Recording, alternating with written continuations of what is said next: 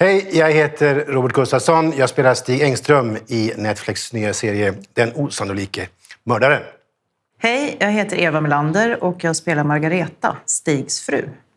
Hej, jag heter Charlotte Brännström och är konceptuell regissör. Hej, jag heter Simon Kaiser och har regisserat serien tillsammans med Charlotte. Och nu ska vi ha ett samtal om serien. Jag kom körande i min taxi. Ja, han låg ju fram till sidoläge när vi kom fram. Och när jag får grönt ljus och åker, då hör jag det första skottet. Och ville ha identitet på vem som var där.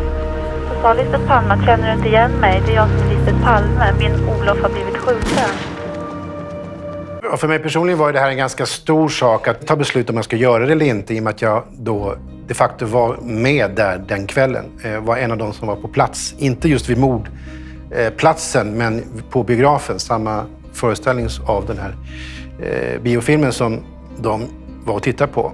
Jag var en av dem som fick ringa upp och anmäla sig som vittne och sen blev förhörd på telefon. Och senare, 22 år senare eller något sånt där, av polisen.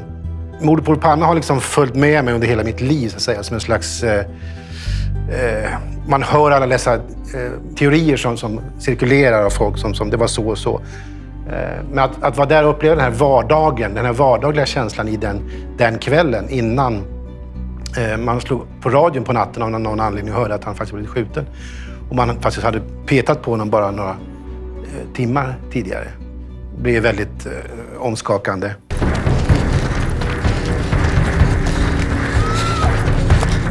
Kan ni hjälpa mig? Han dör!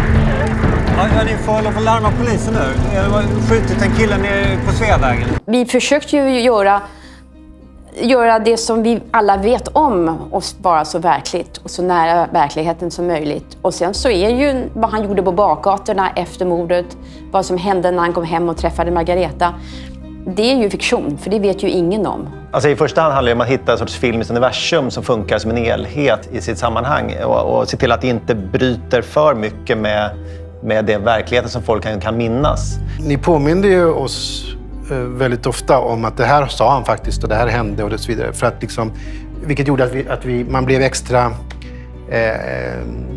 alert, så att säga. Extra, liksom, jag blev väldigt nästan nojig på att det skulle vara exakt.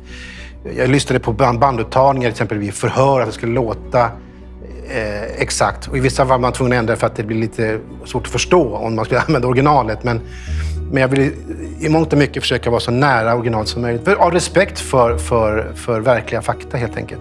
Och det svåra är ju att ibland så verkar ju verkligheten inte verklig. Och så säger vi, det här är ju konstigt. Men det här hände faktiskt. Så här var det. Och då behöll vi det. Men man måste ju komma in i en serie också. När man inte gör en dokumentär så vill ju folk komma in i psykologin. Det är ju också en character study. Så då får vi ju lägga in sånt, vårat perspektiv som regissörer, om vad vi tror och tänker. Och det är ju sant att om han hittade på allt och inte var mördaren och inte på mordplatsen så vet han faktiskt väldigt mycket om det hela. Så det fick mig att börja ändra perspektiv också. Att känna att det verkligen var möjligt att det var han. Jag kan ju inte sitta här och säga 100% säkert det var han. För det är ju... Det kan vi inte säga.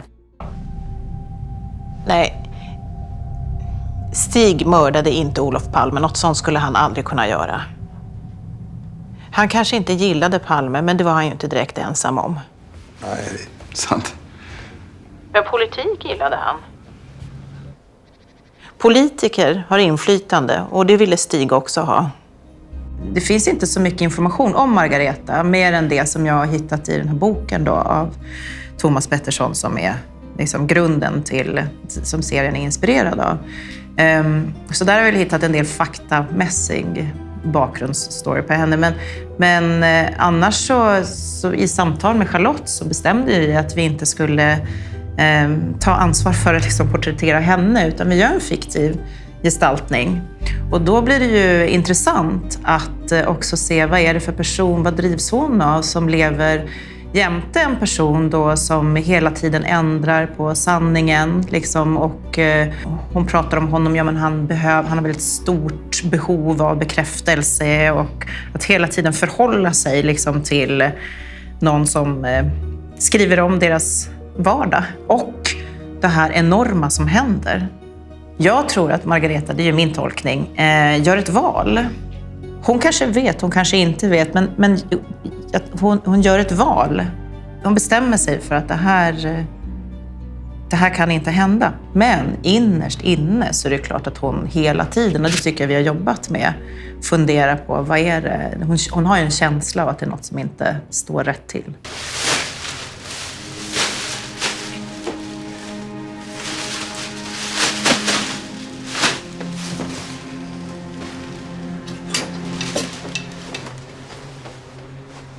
Ville de inte att du skulle ha samma kläder som när Palme sköts? Då ses vi sen.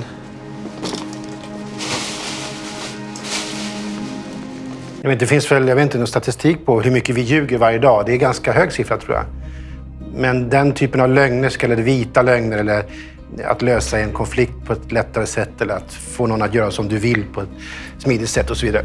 Men de här lögnerna är ju så kallade liksom viruslögner. De växer ju. De blir tyngre och tyngre att bära ju längre tiden går. Och vad gör det med en människa? Vad är det som får en människa att gå in i de här lögnerna bara för att få uppmärksamhet? Och vad är det som driver en människa att behöva få så mycket uppmärksamhet hela tiden och vara i centrum och bli bekräftad? Genom uppmärksamhetsbehovet, om det sen är medvetet eller inte, så ser han ju till att placera sig på ett sätt som gör att han är helt värdelös för konfrontationer och annat. Alltså, han gömmer sig liksom in plain sight på något vis genom att säga att han var där. Så det finns ju också en sån här, det känns som att det finns en baktanke med att säga att han var där, för han kan ju placeras i samband med platsen. Så att antingen så är han en händelse som råkar vara till hans fördel, att han var så narcissistisk att han behövde liksom få den uppmärksamheten, eller också var det oerhört uttänkt, och i så fall är han ju oerhört intelligent, måste man säga. Det finns ju en viktig scen i första avsnittet där du hämtar tidningen i brevlådan och pratar med grannen. Och det är då han bestämmer sig för att säga att han var där. Och sen så när det en gång börjat med det, så fortsätter han ju. Och det blir det ju mer och mer, och sen så trasslar han till det. Alltså, man kan ju inte tro att det är sant, va? Nej, men det kan jag. För jag var där när det hände. Var du där? När det hände? Jag sitter när det hände, men precis efteråt. Jag var på väg hem från jobbet och jag hörde skotten. Och ja. Så du var först på plats? Ja, en av de första.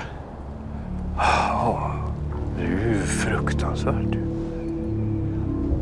Jag tyckte nog medan vi höll på och arbetade med att man liksom jag kom i alla fall närmare och närmare en väldigt mörk sida hos Stig som jag inte var beredd på riktigt. Och det är någonting som händer när man håller på och gör scenerna, att man faktiskt plötsligt kommer närmare än man kan göra genom att göra en research eller göra en instudering sådär. Men jag tror att de flesta av oss har ju de här svarta sidorna i oss. Jag tror alla har det. Och ibland tar man fram det där svarta trollet och leker med det. Liksom. Och han gjorde det nog ganska ofta. Därför att han hade svårt att just bli accepterad och han ville att folk skulle se upp till honom på något sätt. Att han skulle vara någon, han skulle vara i de fina salongerna, i de fina kretsarna och så vidare. Och det är ju någon slags revansch då på sin egen barndom framförallt och så. Jag behövde liksom inte gräva speciellt djupt. Jag bara plockade fram min egen svarta sida och så satte den i Stig, så att säga. Vad är det som du ångrar, Stig?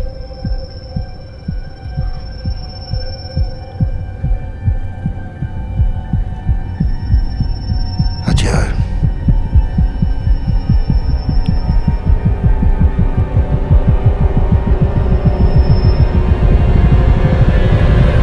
Den här serien kommer ju att skapa väldigt mycket diskussion. Vissa kommer liksom nej, bli upprörda, så var det inte alls, för att man har sin egen teori, sin egen bild. För alla vill veta, alla vill ha ett svar, för att det är ett öppet sår fortfarande. En frustration, ska vi säga, mer än ett sår kanske. För såret börjar inte läka, men det finns en skorpa på såret som, är liksom, som vi kan liksom leva med. Internationellt så tror jag mer att det handlar om en sorts liksom nyfikenhet inför ett stort olöst brott som ju faktiskt är världens största polisutredning genom tiderna, tror jag. Och också hur man kan komma undan på det sättet. Ja.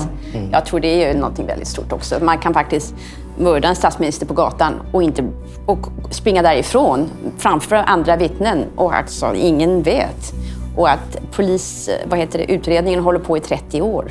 Det är ingen smickrande bild av den svenska polisen. Internationellt så tror jag att det är det. Hur kunde det hända? Hur kunde det gå så? Gick det till? Det är en av de stora frågorna. Hur funkade polisen då? Ja. Vad gjorde de?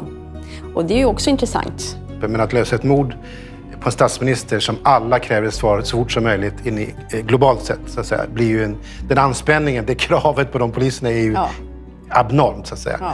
Och ju större kraven, ju mer kritik de får, ju mer press de får, så desto sämre blir de som poliser. Blå täckjacka som går ner lite över låren. Keps med något slags knäppe. Låter bekant. Och runda stålbågade glasögon. Tycker vi plockar in honom. Jag tror att väldigt många hoppades ganska mycket på den här presskonferensen. Om vi talar i Sverige så tror jag att många hoppades mycket på den här presskonferensen och så blev det ett gigantiskt antiklimax. Så i bästa fall så kan den här liksom bli... För de som somnade under första 10 minuterna av presskonferensen kan ju få sig en lite mer dramatiserad version här då som säger lite liknande saker. För det är ju det som den sa någonstans. Alltså, och därmed i bästa fall då bidra till någon form av känslomässig avslut för många av den här frågan. Sen om att det inte är liksom 100% klarlagt naturligtvis, det är ju en annan sak. Ja, nej, jag tänker att det är många som eftersom det är en olöst gåta, det finns ju inget svar på den här frågan. Men det här är en trolig teori. Så jag tror att många kommer att kanske bli tillfredsställd i att få fortsätta fantisera kring liksom, vad var det som hände egentligen. Jag tror att det delas upp ganska mycket i de som har investerat tid i att läsa om mordet och de som inte har gjort det. De som har lagt ner x antal timmar och år på att läsa och forska, de kommer ju förmodligen inte ändra uppfattning, det tror jag inte. Vi gör ju honom lite mer sannolik mördare än osannolik mördare efter serien. Men det är ju fortfarande bara en teori. Vi säger ju egentligen att om det är han så hade det gått till så här. Teorierna kommer att fortsätta och vi kan liksom inte mer än att vänta tills den här elektriska laddningen i frågan blir så svag att det inte är så farligt längre att lyfta på locket och berätta hur det faktiskt gick till. För att jag tror att det kommer att komma fram ändå. De gångna veckorna har visat att de idéer som Olof Palme i särskild grad kämpade för har vunnit starkt gensvar i den svenska folksjälen. Ja, tack för att ni ville höra oss prata om den osannolika mördaren som ju faktiskt finns att titta på just nu.